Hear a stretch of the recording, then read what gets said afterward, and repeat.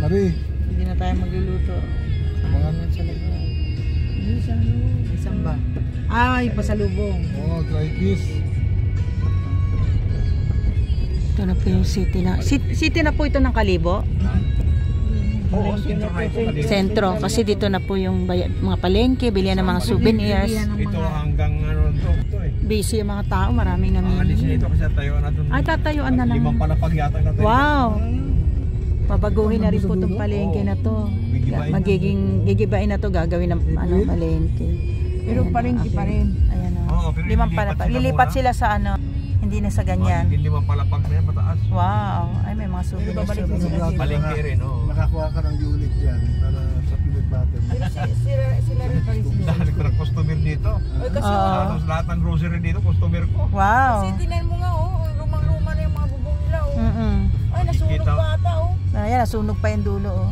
Ato, sa taas na parang nasunog pa. Parang nasunog ang taas. Nag- Limang palapag yan. Kuya, nag-ano rin po kayo sa Manila ng peanut butter? Wala pa. Dito pa lang kasi malakas na, no? Sa aking kapis, Oo. kalibo. Wow. Kaya ito, customer ko yan. Pag kumuha yan, halagang 50,000. Wow. Malakas talaga. Limang karton na 6. Ako na lang po mag-ano sa Manila. Joke.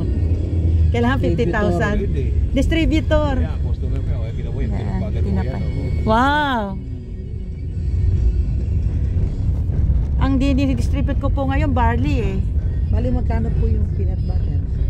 May mga sizes po yun, ano? Sizes yan. Yung malaki. Ito yung mga palengke nila. Bali 135 lang pinakamalaki namin. Wow, mura na Pag yun. bininta nila, tulad yung pinapalaman nyo, 350. 135 lang yun. Opo. Pag bininta nila, mga 160, 170. Oh, 170.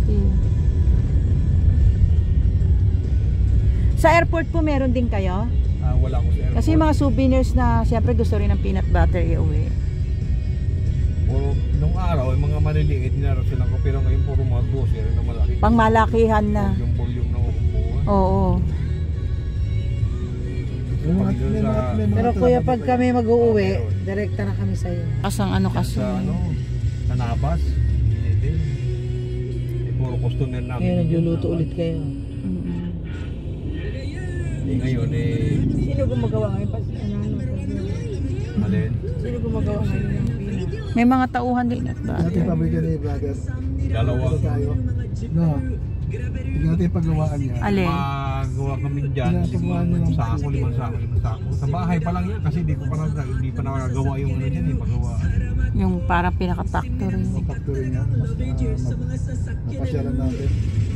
Sana po mapasyalan namin yung factory niya. Dito sa kami.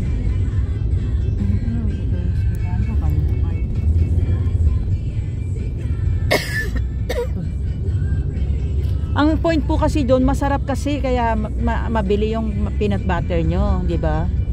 Oo, kasi ano yan eh.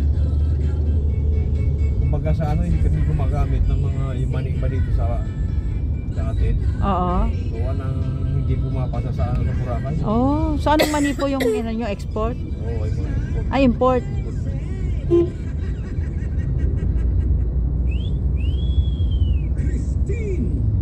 Sa isang linggo kasi 2 beses sila kami gumagawa. Opo. Hindi pa araw-araw gawa ng... Ibig sabihin yung mga panis yung peanut butter, tinetest pa nila yan. Ay, oo.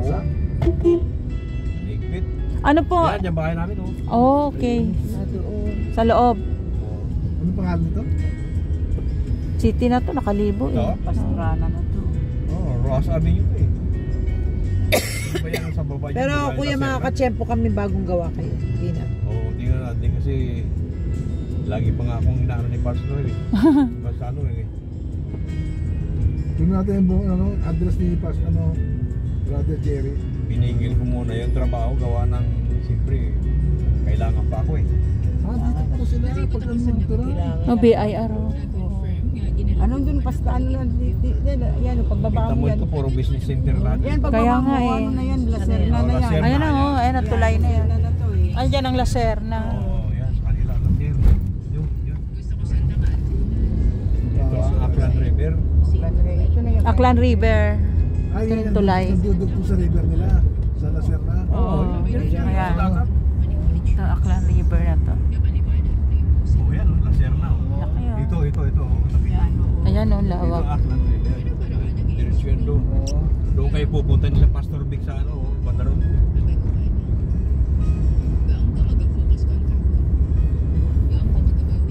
Yan o, ang lawak na. Kinakain kasi ng tubig eh. Pero pag ano, nagdahunas, kita mo yung lupa na. Talaga.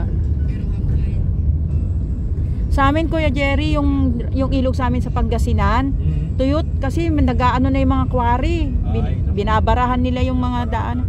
Dati po naliligo kami pagbaba doon, ilog na. Ngayon malayo na, lumayo ang ilog. Ang kalaban doon yung mga quarry. Ito Numancia na to. Yan naman siya. Lang. Yan ang boundary niya, tulay. Nagdaanan natin yung... Yung tulay ang ano, boundary. Sige, itong para maging city ang Kalibo, ito dapat sana kukunin. Ay, Ayaw mong pumayag ng mga dito. Anong lugar po ito? Naman siya. Numancia. Ito na yung ating first day, nandito tayo. Dito.